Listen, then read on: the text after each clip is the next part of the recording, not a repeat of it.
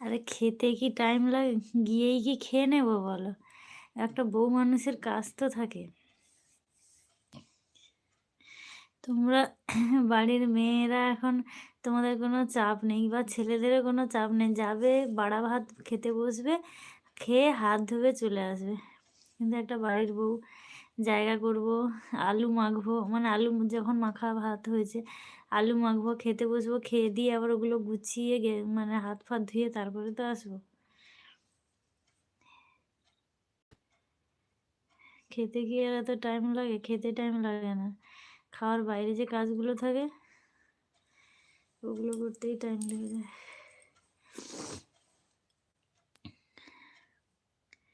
খুব টেনশনে আমার ঘুম আসে না। কেন, কিসের টেনশন পায়েল?